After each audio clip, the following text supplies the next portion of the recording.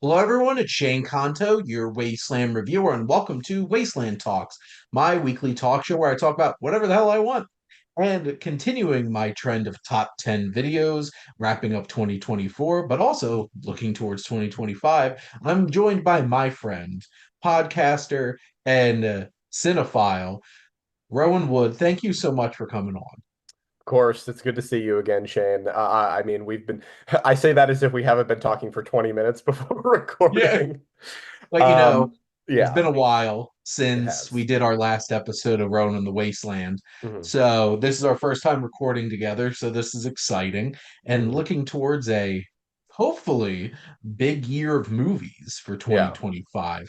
So what we're going to do, Roan's going to go 10 to 1 and then I'll go 10 to 1 and we'll throw out some honorable mentions. But what's your number 10, Roan? My number 10 is a movie that I don't think a lot of people know actually exists or will exist. That's The Naked Gun, the reboot that Akiva Schaffer is directing, Mm, and it stars Liam Neeson as I believe Frank Drebin's son, I yes. think, which is like a bananas movie to make in the first place, like a legacy sequel slash probably more of a reboot to The Naked Gun.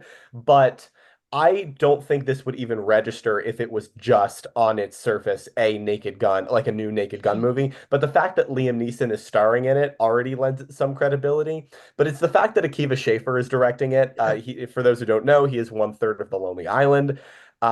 That really puts it over the edge into like me being genuinely very Mhm. excited for this because he I mean, as we know from all the Lonely Island stuff, like they have such a unique sense of humor. And this isn't a Lonely Island production or anything, but Akiva Schaffer, of course, directed Popstar and Yes. has directed a ton of stuff that they have done and a ton of stuff independently.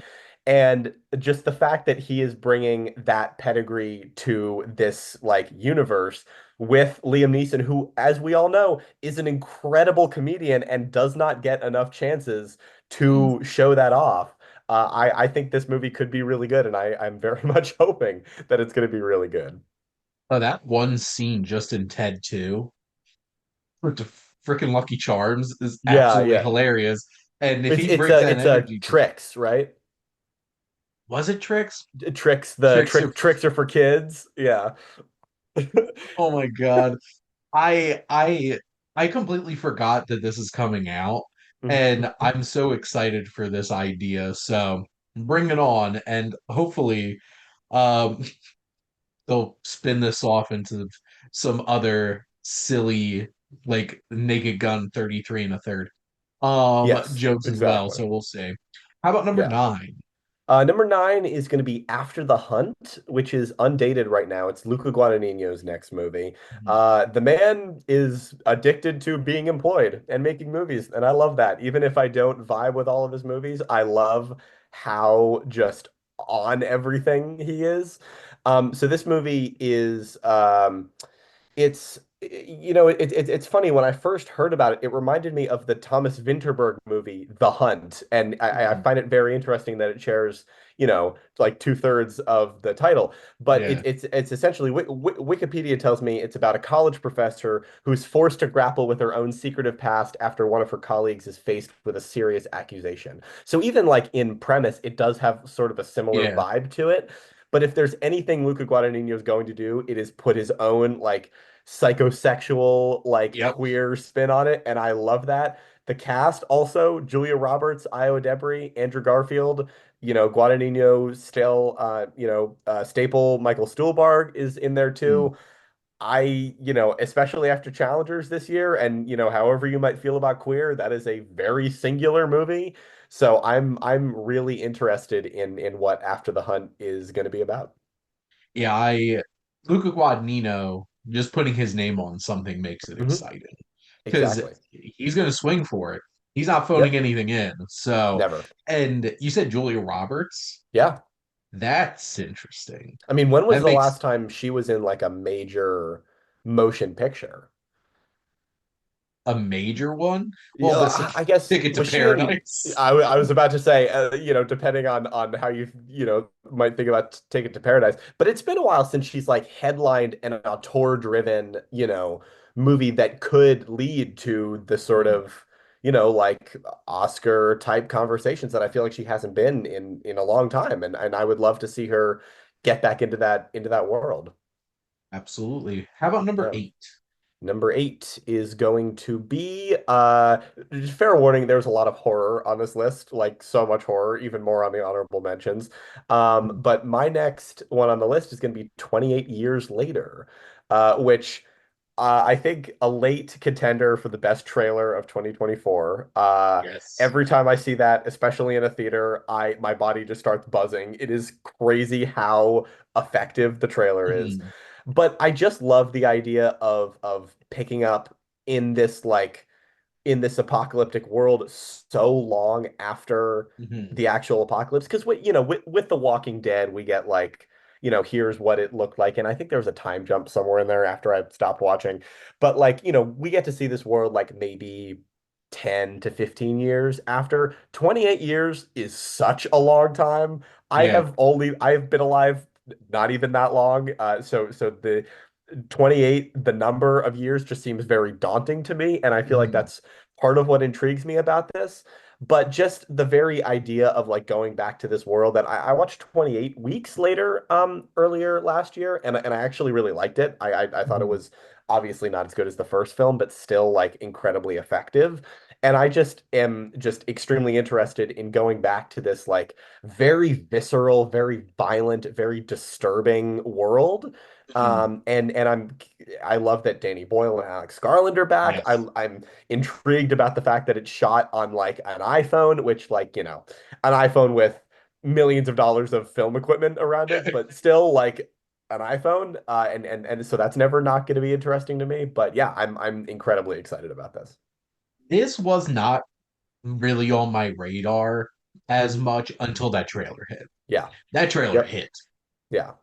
And And I haven't yeah. seen it in a theater yet, so I'm Mhm. looking forward to experiencing that. But Oh, I couldn't resist watching because I try to not watch too many trailers same. unless it's Yeah. in a theater. But that trailer killed it, and Danny Boyle and Alex Garland coming back together is a big sell on this, and a strong cast. So this one, I think this one, as long as it meets expectations that people have of it, it's going to be a one of the leading horror films that we're going to get this year Mhm. for sure. Yeah, I so Davis, friend of the show, question mark, friend of me, Mhm. and friend of Shane. Davis and I saw Interstellar in IMAX a couple of weeks ago, and it was we caught the tail end of the trailer. Uh-huh. Like even the second half in on an IMAX screen just absolutely bowled me over. And also apparently they shot this back to back with this is going to be a trilogy, but they shot it Yeah. back to back with the next film, which is directed by friggin' Nia DaCosta, who is an incredible Yes. director in her own right. So that alone like shows me that they have so much confidence in this. Mhm. Um, yeah, It's certainly wild that it's like, when's 28 months later coming out? When's 28 months later coming out? And then it's like, nope, yeah, 28 years years. Yep. trilogy. Like the coolest. I remember that announcement, and like that was just such a fun day to be on the internet because every like I did not see anyone saying anything bad about it. Everyone was just excited, and I love it when that Yep. happens because it does not happen very often. No, it does not. And that makes me Yeah. sad. Yeah. 7? Seven is going to be The Monkey, which is Oz Mhm. Perkins' next film. Of course, adapted from a Stephen King short story that I read years ago, but I'll have to reread before it comes out. This movie looks just absolutely bonkers bananas, so different from Longlegs in like almost Mhm. every way that it gets me very excited to see that he is like clearly experimenting. And also the trailers for this that have come out so far, I love. Mhm. When I see them in a theater, it just gets like I like the editing is so good and it looks so gory in a way that like seems to appeal to the sicko in me, like the sicko that was admittedly covering half of my face when I was watching The Damned in theaters this morning. Yeah. But like I just think that this movie looks so fun and it has a sense of humor about itself. And Mhm. that alone just like gets me really excited to see like a Stephen King story that actually looks like it could be good Yeah. on screen. There's only a few directors I trust with a Hmm. Stephen King story. Like Yes. Frank Darabont's like here Yep. because three for three. But like after Long Legs, and I really liked what Gretel and Hansel that came out. Mhm. Like I remember when that came out, I'm like, this is creepy as hell. I didn't And I didn't I didn't see that one. I don't think I've seen any of his movies pre Long Legs, but he definitely seems like a very interesting director. well, and even just from the trailer, this seems like a Mhm. really interesting experience. And when you're coming off the heels of a, I would say, divisive film like Long Legs, Yeah. because like I went with my friend Paige. She hated it, and I left Hmm. the theater being like, "This is really good," and Yeah. Nick Cage. But like all those pieces coming together makes it very interesting to me for sure. How Yes. about number six? Number six is going to be another horror movie. It's going to be Sinners, Ryan Coogler's next movie. That I'm not even going to say what it's actually about because the trailers have been hiding this, and I think that's a really good move. Mhm. But the fact that you have two Michael B. Jordans, one of which was maybe going to be played by Jonathan Majors, we don't know for sure, but I think it's very possible. I just think that is just an incredibly clever way to tell this story that is clearly about um, like brotherhood and allyship. Do you, I can never remember. Do you know if it's post-war or if it's antebellum South? I can I never I don't remember. know.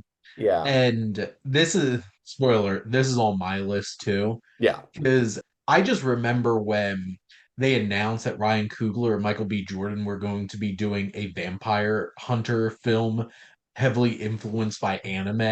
And I'm like, what? And I'm like, you don't even have to show me anything else. I am sold.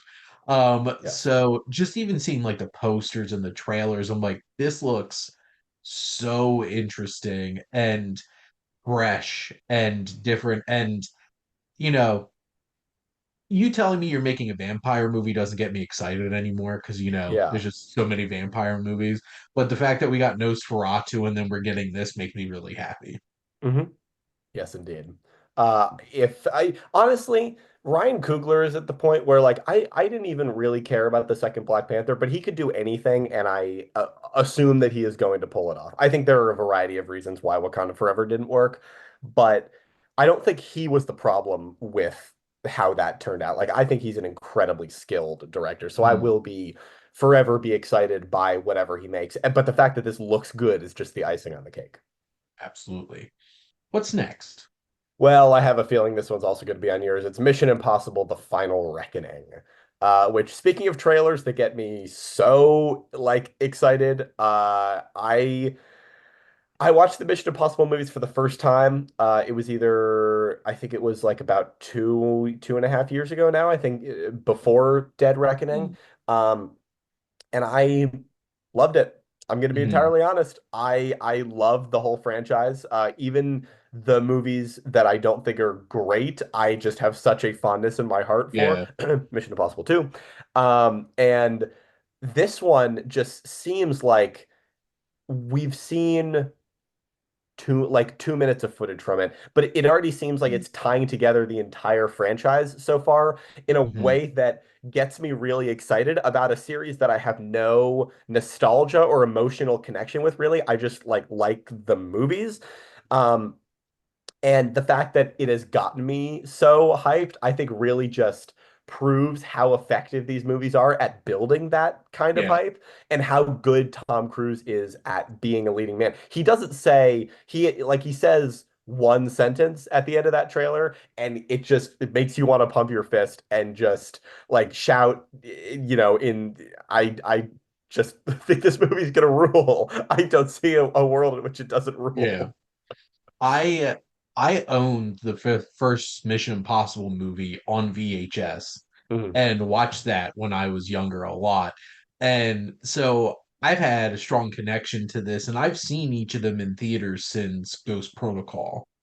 And it just this franchise just knows how to keep upping the ante and doing so well. And Fallout's one of the best action movies, period. Yep. And that was one of my first films I got to see in Dolby.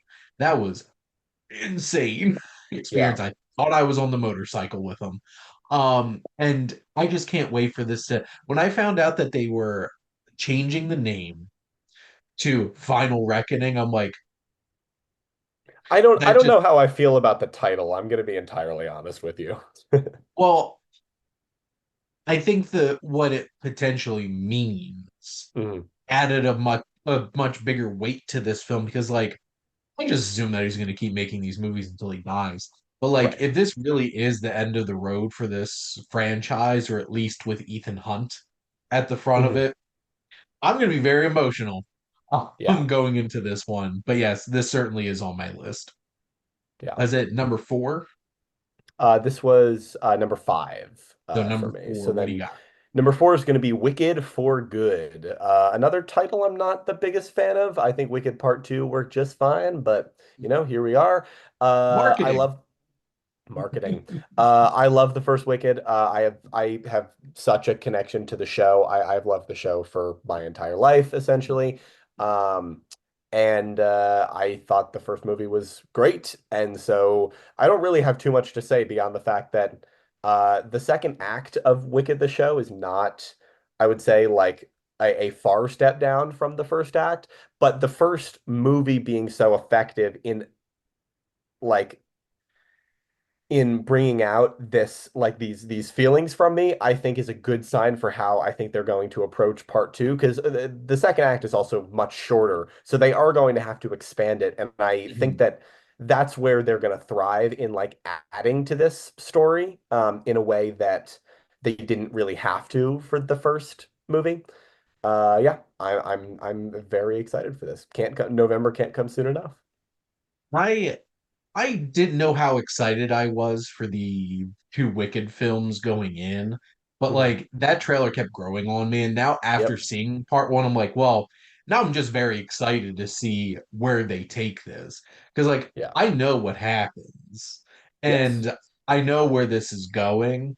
But to your point, I think they have an opportunity to expand upon this and do something really special with it. Yes. And that's a very exciting prospect after how well the first one was. Mhm. So, how about we're in the top three now? What's number three?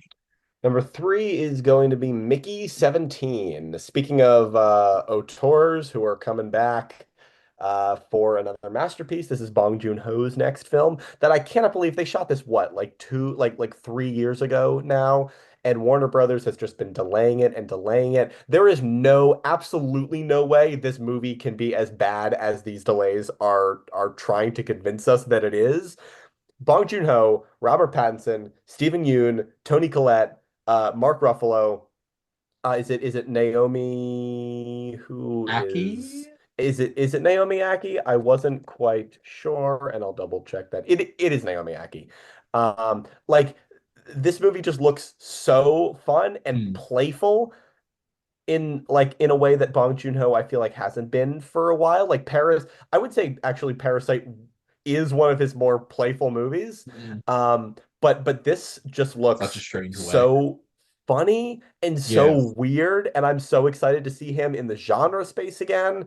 Like I have been excited for this movie ever since it was announced, and the fact that we're getting it in April, knock on wood, is very, very, very delightful. Or is it March now? I know They they were flipped that release date. It's March now, and Sinners is coming out in April. Jesus Christ. Yeah. Uh, I this didn't make my top 10, and the only reason it didn't, because it's my number 11, Mhm. is because from what I understand, the reason they kept pushing it back, at least the first big one, was Warner Brothers didn't think it was mainstream marketable enough.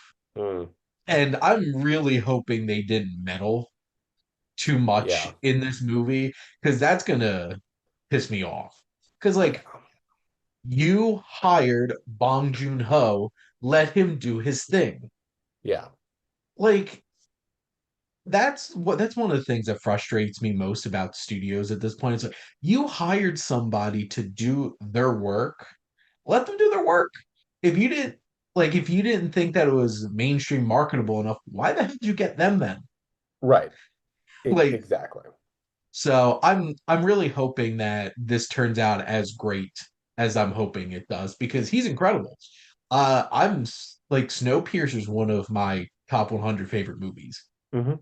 So I love Snowpiercer. Memories of Murder when we watched that for our podcast blew me away. And Yep. Parasite's one of the greatest films that come out in the past 10 years at least. So that's a very exciting thing with him coming out with a new project.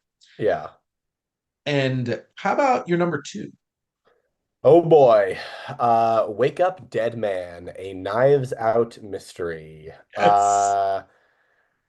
I mean, I don't know what else there is to say. If you're not on the Knives Out train by now, what are you even doing? That Ryan sucks for you. Johnson, it sucks for you. Exactly. Ryan Johnson is such a singular mind in that he like I recently, Davis recently showed me a movie called The Last of Sheila from the Mm, 70s that was a huge influence on like the Knives Out style of mm, storytelling. And especially after seeing Glass Onion, it felt like like very much more of a Glass Onion movie than a Knives Out story.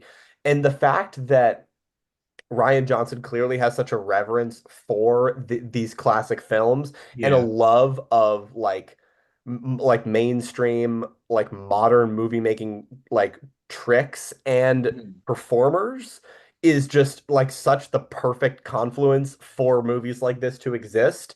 And I cannot believe that like Netflix fumbled the release so badly of Glass Onion, and I really hope that they don't do it for Wake Up Dead Man. I'm not hinging my hope on it.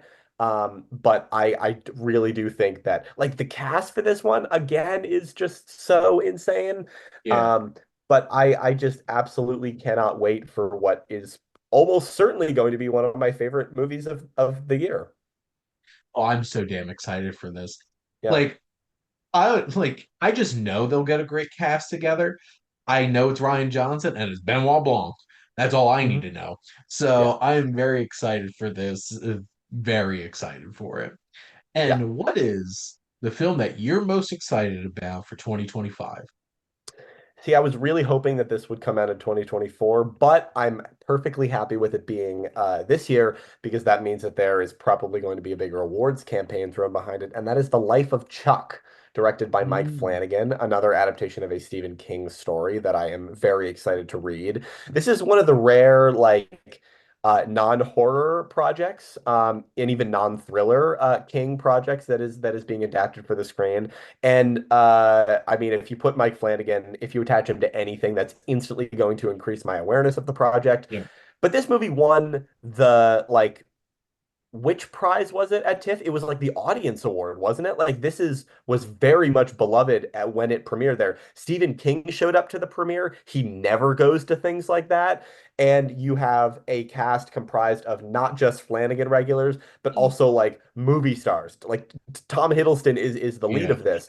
And everything I hear about it just intrigues me more. And I know I'm gonna cry at this movie. Everything I've heard about it has seemed like it will just emotionally destroy you.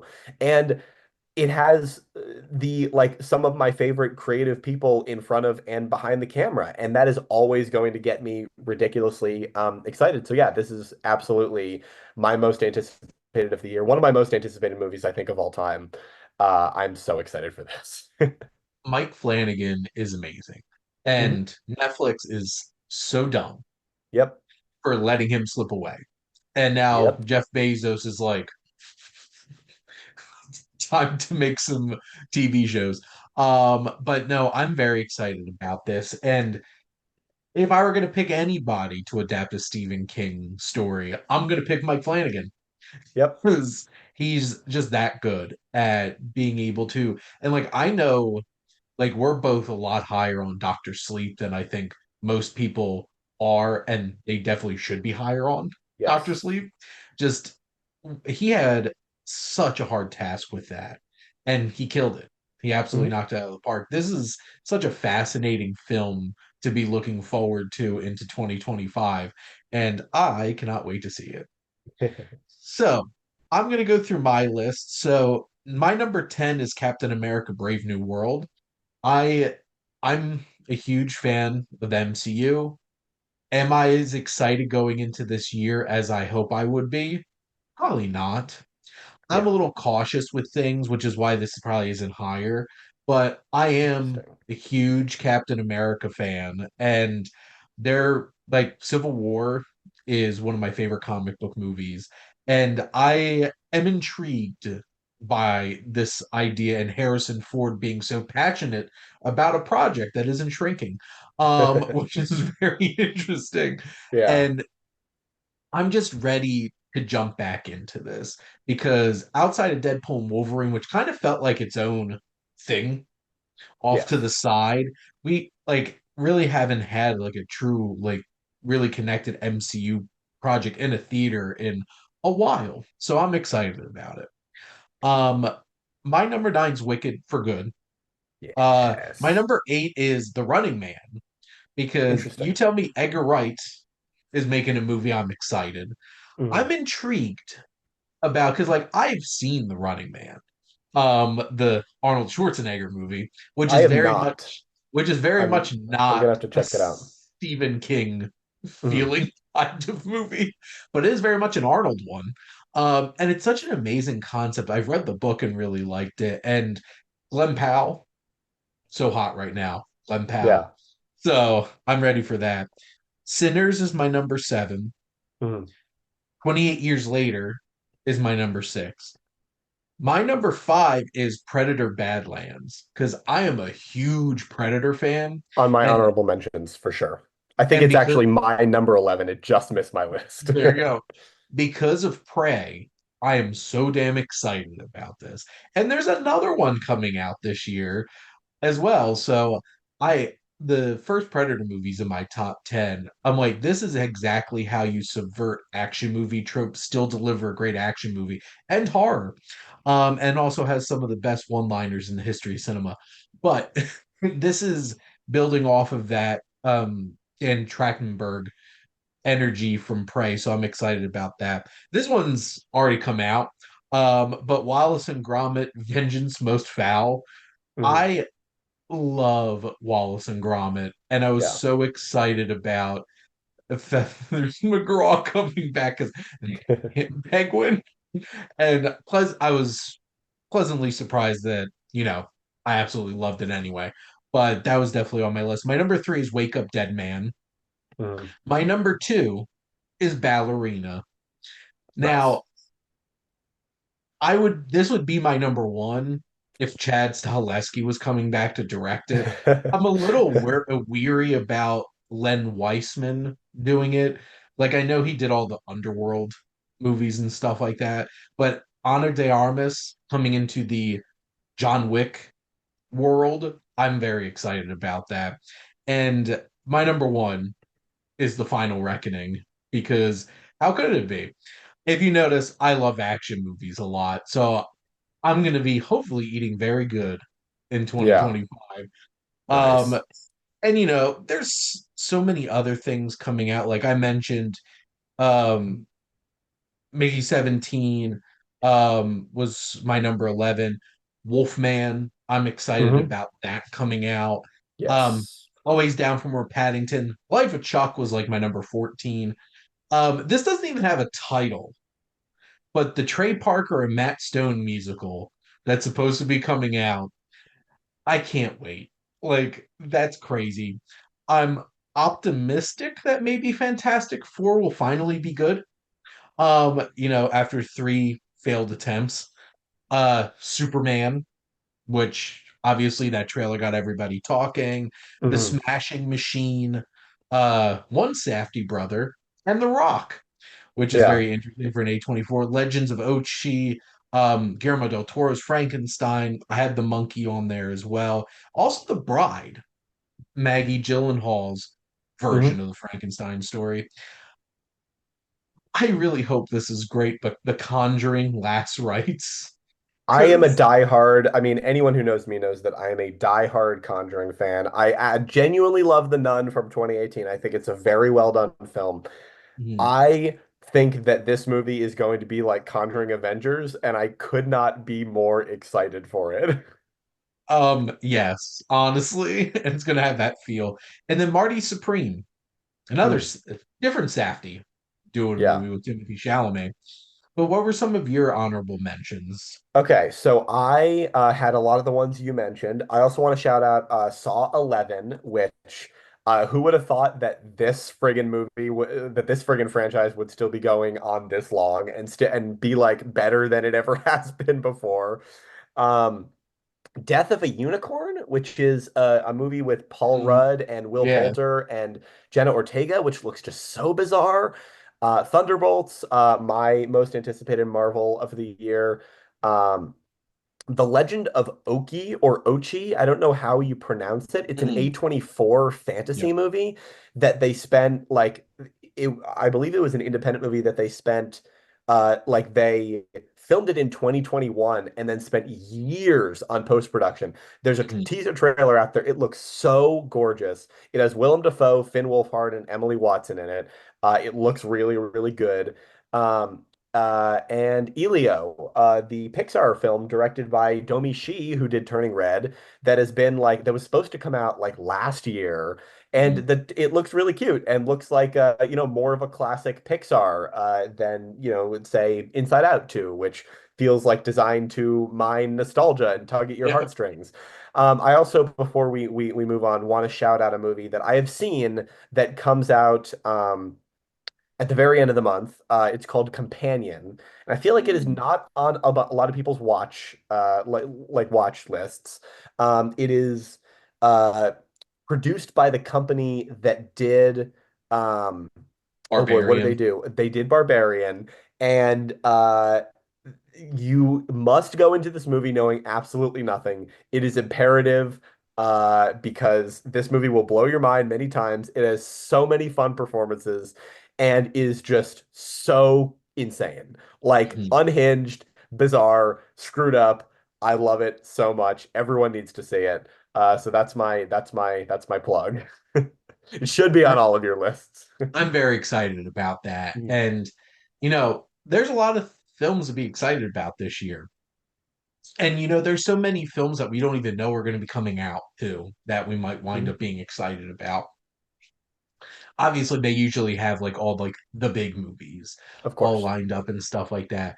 Um, it's hopefully going to be a big turning point as well for getting people to really consistently going back to the movie theaters too.